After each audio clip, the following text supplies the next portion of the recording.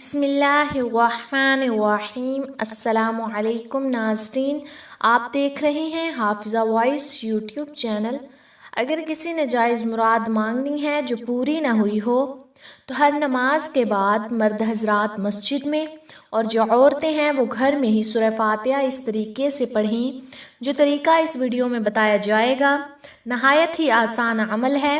آپ نے یہ عمل سجدے میں سر رکھ کر پڑھنا ہے، پھر اللہ تعالیٰ سے وہ مراد وہ حاجت مانگنی ہے جس کے لیے یہ عمل کر رہے ہیں۔ انشاءاللہ اللہ پاک آپ کی ہر دلی مراد فوراً قبول کرے گا، بلکہ اللہ تعالیٰ آپ کے تمام دکھ درد دور کر دے گا، اور گارنٹی ہے کہ جو یہ عمل کرے گا اس کو انشاءاللہ فائدہ ہی ہوگا۔ نبی پاک صلی اللہ علیہ وآلہ وسلم کی ایک حدیث کی روح سے یہ وظیفہ بتایا جا رہا ہے، اور یہ قرآنی سورت کا انتہائی طاقتور وظیفہ ہے۔ اب اس مبارک عمل کی جانب چلتے ہیں۔ ناظرین، ہم تمام وظیفے انسانیت کی فلاح کے لیے اپلوڈ کرتے ہیں، لہٰذا اگر آپ ہمارے چینل کی ویڈیو پہلی بار دیکھ رہے ہیں تو ہمارا چینل ضرور سبسکرائب کر لیجئے گا اور اس ویڈیو کو آخر تک ضرور دیکھیے۔ انشاءاللہ اس عمل سے رزق کی بارش بھی ایسے ہوگی کہ آپ خود دنگ رہ جائیں گے، بلکہ ہم کہیں گے کہ یہ بہت ہی پاورفل عمل ہے۔ اس عمل کو جس بھائی نے جس بہن نے پڑھا ہے انہوں نے کامیابی حاصل کی ہے۔ سورہ فاتحہ کا عمل نوٹ کر لیں۔ اس سورہ فاتحہ میں 7 آیتیں ہیں، 3.5 آیتیں اللہ تعالیٰ کے لیے اور 3.5 آیتیں بندے کے لیے ہیں، بلکہ کتابوں میں ملتا ہے کہ ابلیس بھی 4 مرتبہ رویا تھا اور اس نے آنسو بہائے تھے۔ ایک اس وقت جب اس پہ رب کی لعنت ہوئی، دوسرا اس وقت جب آدم علیہ السلام کی توبہ قبول ہوئی، تیسرا اس وقت جب حضور اکرم صلی اللہ علیہ وآلہ وسلم کو نبی اور رسول بنایا گیا، چوتھا اس وقت جب یہ سورت یعنی سورہ فاتحہ نازل ہوئی۔ یہ سورت ابلیس کی راہ میں سب سے بڑی رکاوٹ ہے، کیونکہ سورہ فاتحہ کی دعا سب سے زیادہ نفع بخش اور عمدہ قرار پائی ہے۔ اگر اللہ تعالیٰ بندے کو اسی سیدھے راستے کی طرف ہدایت دے دے اور اس کو اپنی بندگی پر اور گناہوں سے چھوڑنے پر مدد کر دے تو دنیا آخرت میں اس کو کوئی برائی چھو نہیں سکتی۔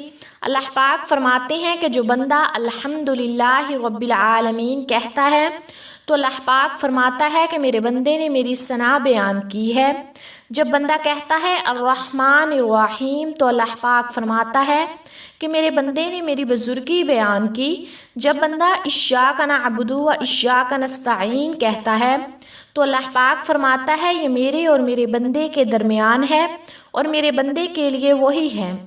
قرآن پاک میں سب سے پہلے سورہ فاتحہ ہی لکھی گئی ہے اور نماز میں قرأت بھی اس سے شروع ہوتی ہے۔ اس سورت کا نام ام الکتاب بھی ہے اور اس سورت کا نام سورۃ الشفاء بھی ہے۔ اس لیے رسول اکرم صلی اللہ علیہ وآلہ وسلم نے فرمایا سورہ فاتحہ ہر بیماری کے لیے شفا ہے، بلکہ یہ سورہ فاتحہ ہر مسئلے کا حل ہے اور ہر بیماری کا علاج ہے اور ہر بیماری کی دوا ہے۔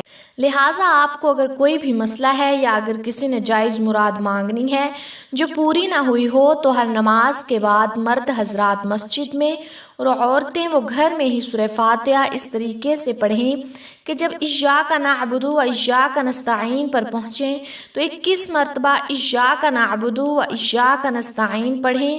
اس کو پڑھتے رہیں جب تک کس بار مکمل نہ ہو۔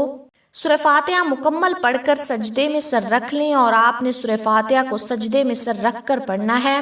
پھر اللہ تعالیٰ سے وہ مراد وہ حاجت مانگنی ہے جس کے لیے یہ عمل کر رہے ہیں۔ انشاءاللہ آپ کی ہر دلی مراد، ہر دعا فوراً قبول ہو جائے گی۔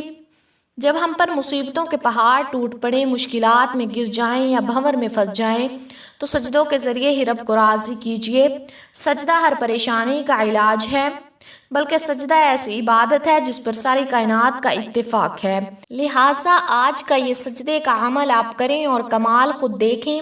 سخت حاجت کے لیے اور قحط سالی دور کرنے کے لیے سجدے میں سر رکھ کر سورہ فاتحہ کی یہ آیت کا عمل بہت ہی مجرب ہے۔ فرمان نبی صلی اللہ علیہ وآلہ وسلم ہے کہ سجدے کی حالت میں بندہ اپنے رب کے قریب ترین حالت میں ہوتا ہے، اس لیے سجدے میں کثرت سے دعا کیا کرو۔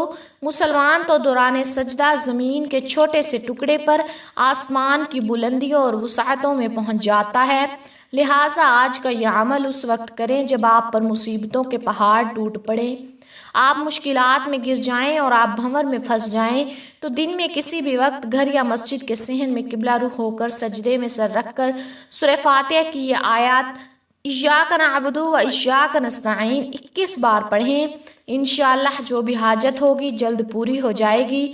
مقصد کے حصول تک عمل کو روزانہ جاری رکھیں، کیونکہ اللہ تعالیٰ سجدے کے دوران دعا کرنے والوں کے قریب ہوتا ہے اور وہ راز و نیاز کی باتیں کرنے والوں کی دعا قبول کرتا ہے، اور اللہ تعالیٰ سے امید لگانے والوں کی اللہ لازمی سنتا ہے۔ جو بھی اللہ کے قریب ہو تو وہ اللہ کے ہاں وافر نوازشیں اور بلند مقام پاتا ہے۔ سورہ فاتحہ سے متعلق علامہ ابن قیم کا عمل بھی نوٹ کر لیں۔ علامہ ابن قیم فرماتے ہیں کہ آپ کے جسم میں کہیں بھی درد ہے، آپ نے اس درد کی جگہ پر ہاتھ رکھ کر 7 مرتبہ یہ سورت پڑھنی ہے جو بتائی گئی ہے۔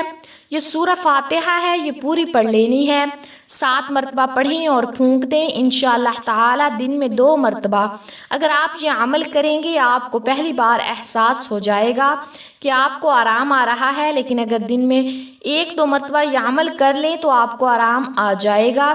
اگر آپ اول و آخر درود شریف بھی پڑھ لیں تو پھر مزے ہی اپنے ہیں، یعنی سورہ فاتحہ پڑھنے سے پہلے اور سورہ فاتحہ پڑھنے کے بعد بھی درود ابراہیمی پڑھ لیجئے۔